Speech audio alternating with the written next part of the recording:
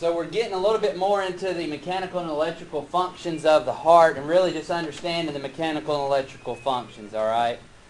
Because to understand the cardiac rhythms, to look at a strip of paper with a bunch of peak boxes and see some squiggly lines, and to understand that, we need to understand what's going on in the heart and what we're recording.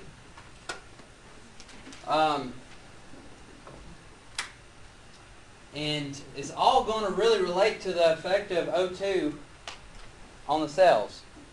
If the myocardial cells lack oxygen, they're going to become excited. They're going to then become ischemic, and we're going to have issues with electrical impulse.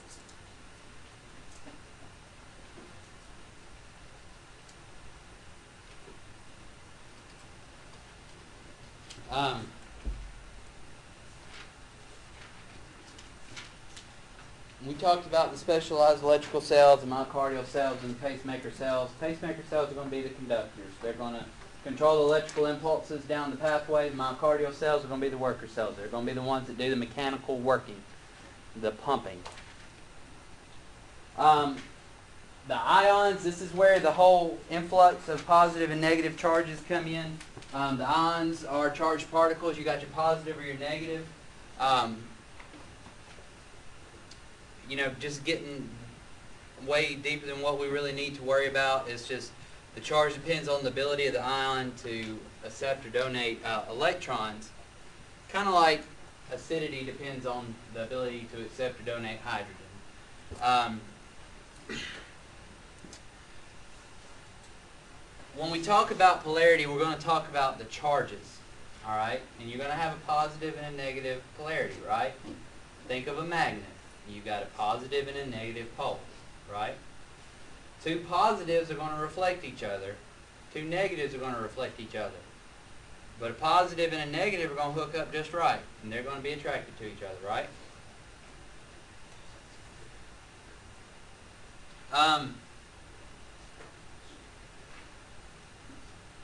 If they have like electrical charges, it's going to require energy to push them together. So this is where the active transport is going to come in, all right? So again, this is where it gets a little bit more confusing than what we need it to be, but this is where we've got a positive potassium ion and we've got a positive sodium ion, all right? So across a gradient, they're not naturally going to flow together, all right? So it takes that concentration gradient to get them across, the active transport.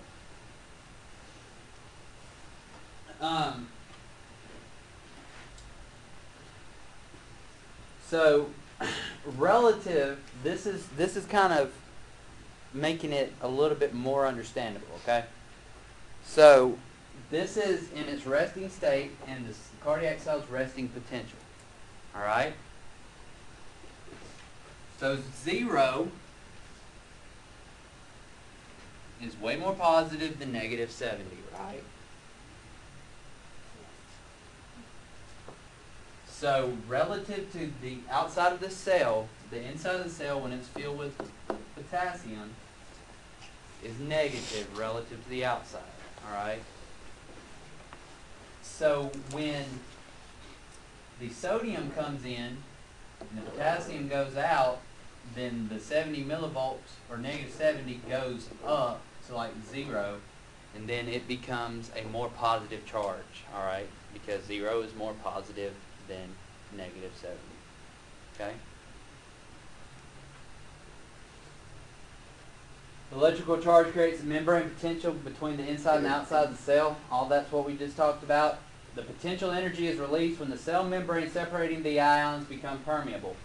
When does the cell membrane become permeable? What has to open? The protein channel, in this case, is the sodium-potassium pump, right? So that's where your potential energy comes from. This is where you start getting the start of the action potential. Potential is just another word for voltage, all right?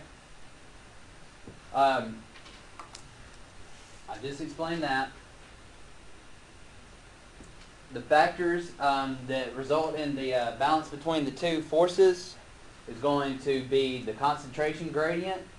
You know, this is where you're going to need to understand a little bit more about electrolyte imbalances. If you've got a higher concentration gradient of potassium compared to sodium, this is where you start having dysrhythmias. Or sodium, if you have more sodium than potassium.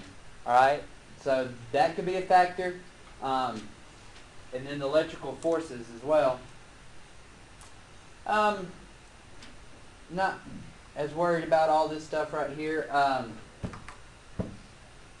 Go back and look at this. The sodium ions, again, in resting potential, that's just where you've got the negative charge on the inside of the cell, the positive on the outside. They have a chemical and electrical gradient. This gradient causes the sodium ions to move intracellularly, making the cell more positive on the inside compared with the outside when they move. Don't freak out. Don't freak out at this.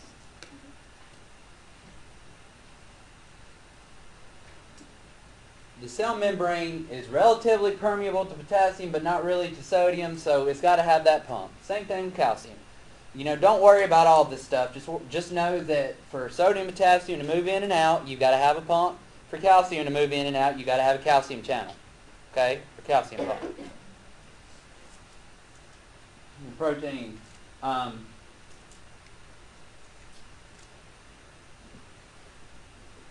These are just examples of the protein channels. You got your sodium and your potassium channels.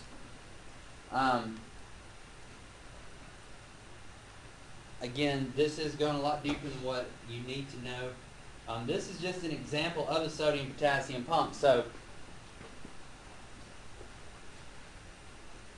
it takes ATP or energy to open it up. All right, brings sodium in. Then it takes potassium out, sodium in, potassium out. All right. We're getting to where I need to be in just a minute.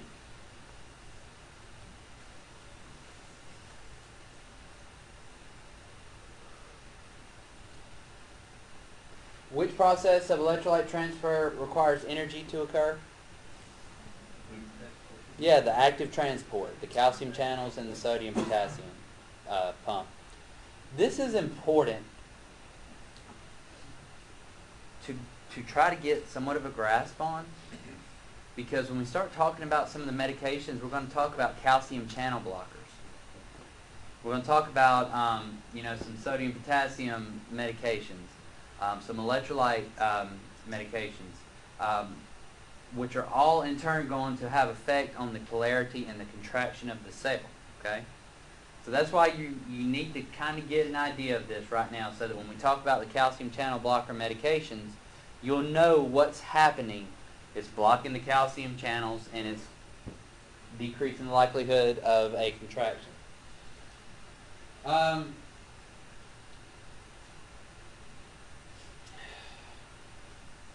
You've got fast channels and slow channels.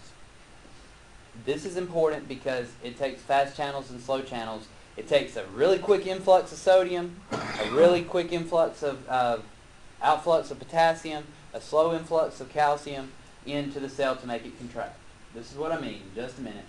The calcium is a slow channel.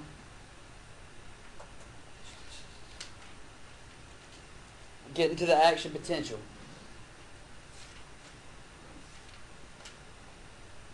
What was potential another term for? Voltage. All right. So the action voltage, or the potential for the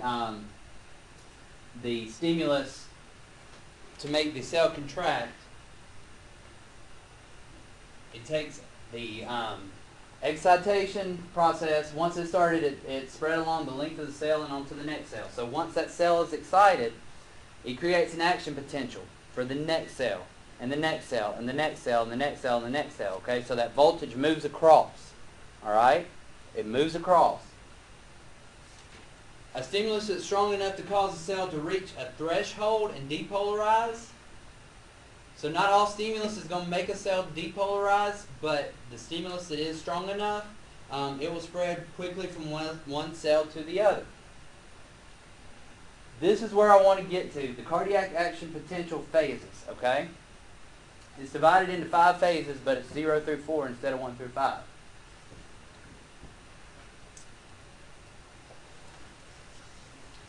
Y'all remember that little thing that I showed you just a minute ago when we were talking about this? So this from here to here, or from here to here, is the depolarization of a cell. Okay? I know this looks foreign to you, but each one of these phases, something specific is happening with the electrolytes. Alright?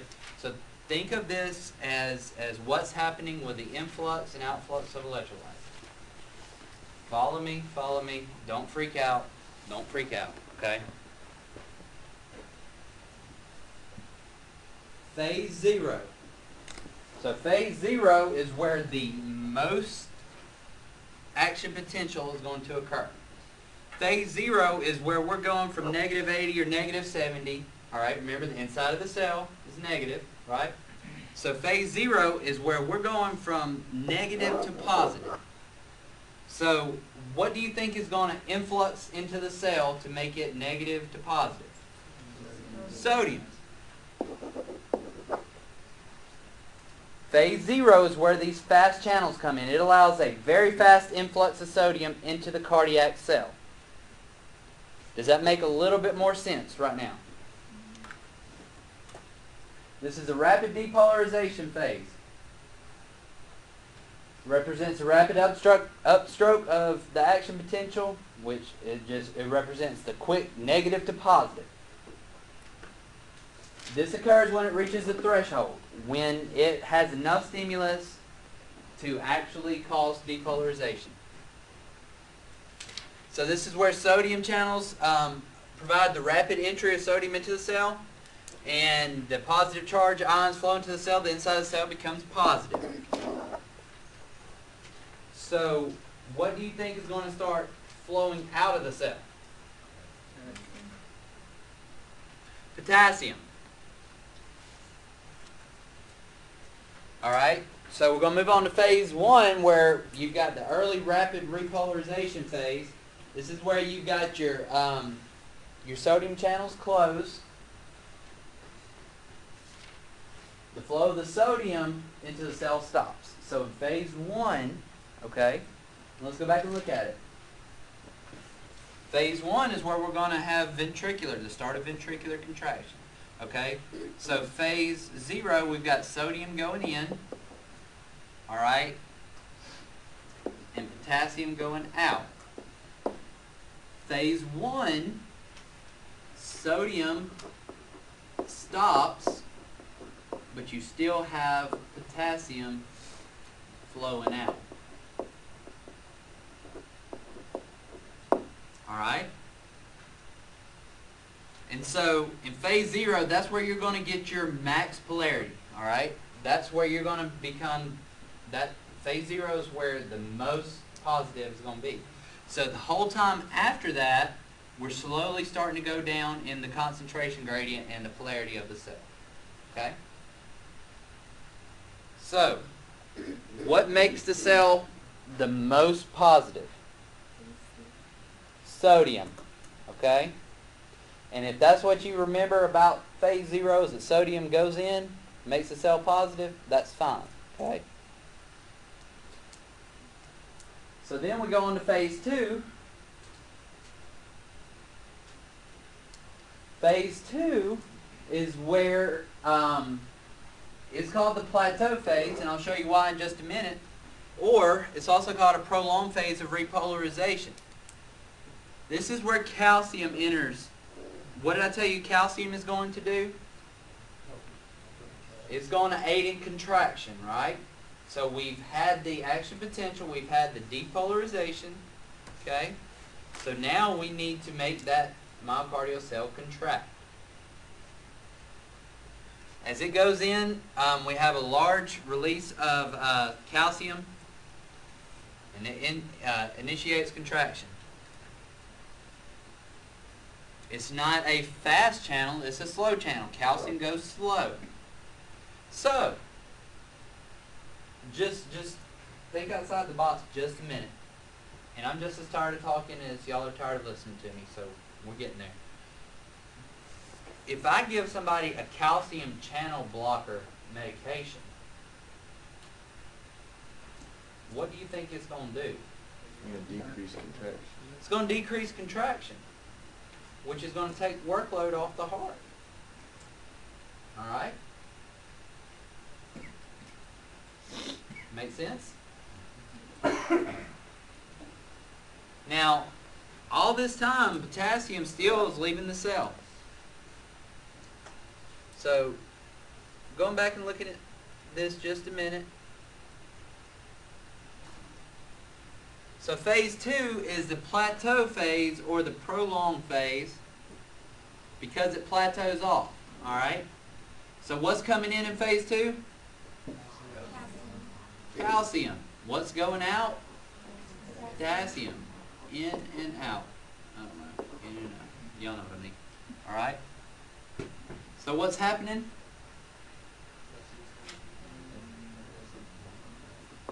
Contraction. Alright?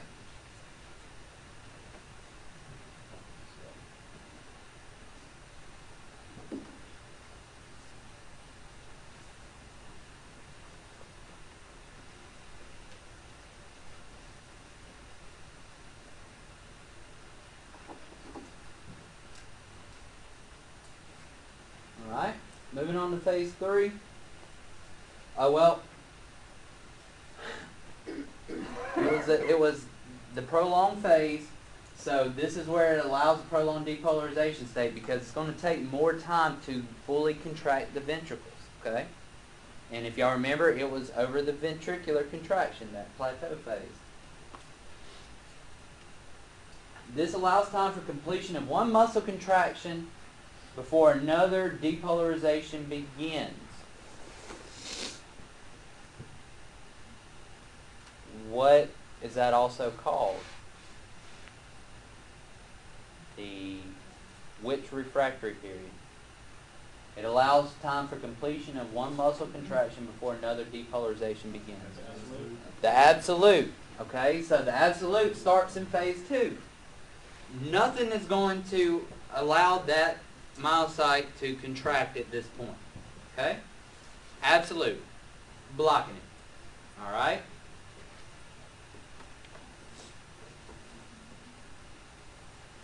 So phase 3 is the terminal phase of rapid repolarization. So what's happening here?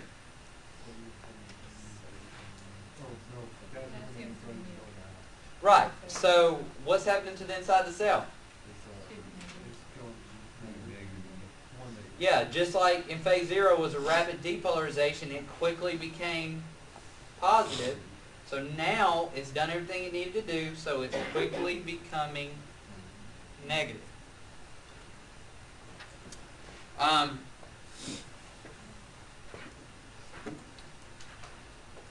So it's going to close off the calcium, right? It's going to close off the calcium, so all the contraction is going to stop. And then we're going to start having the outflow of potassium, or the inflow, outflow of calcium and the inflow of potassium. And then phase 4 is going to be the period between action potentials, which is just going to be your resting state, right? So we've had the action potential, we've had the stimulus. Now we're resting for a minute, millisecond, before we have the next occurrence.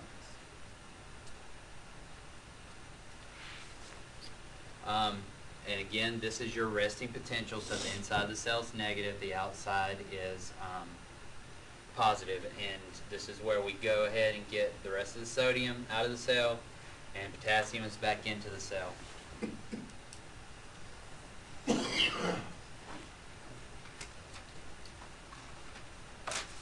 So the refractory periods, absolute refractory period means what? Right, nothing can cause a stimulus, or a stimulus cannot cause a contraction. Relative means what? Right, it can, and it could cause disruption because the cell hasn't fully rested yet. And so those two things, as mind-blowing as it is, may start working in opposite of each other. Alright? So, remember you got your phase 0, your phase 1, your 2, your 3. Well, your 3 is going to be down here. And then your 4.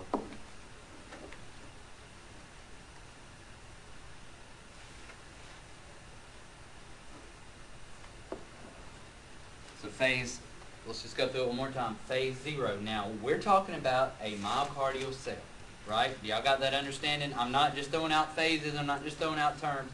We're talking about a single heart cell, okay? This is what's causing the electricity to happen and the contraction to happen in the cell, okay? So phase 0, we're going to have a rapid influx of what? Sodium, which is going to bring the inside of the cell from negative to positive, right? Phase 1, what's happening there? Sodium stops. We still have potassium out, right? Once the sodium stops, what's going to happen to the polarity? It's going to slowly start going down, right? Then we've got phase 2. What comes in phase 2? Calcium, which is allowing for what? Contraction, right? And so this period between these is what? Absolute. Meaning that we flush the toilet and we can't get no more water in the pot. It may get stopped up, but we can't get no more water in the pot right now, right? Alright, so then phase 3, what's happening here? We're done with the calcium, right? We don't need it to contract anymore. We actually need the cell to go ahead and become negative again so that we can get to phase 4, which is the resting potential. Right? Phase 3 was a relative refractory period, meaning that they can take a hit. Alright? So all this past hour of blabbermouthing, I could have just did that really quick and we could have moved on, right?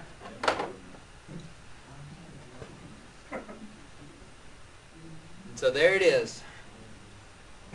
When you look at all this, I don't care. I really, really, really don't care about all these extra numbers. I just really want to know the association of the electrolyte in each phase and the association of the polarity in each phase of the myocyte and what's happening there. Okay? Think that's easy enough? After all that blabbermouthing and all that, think that's easy enough? Think so. We talked about the toilets.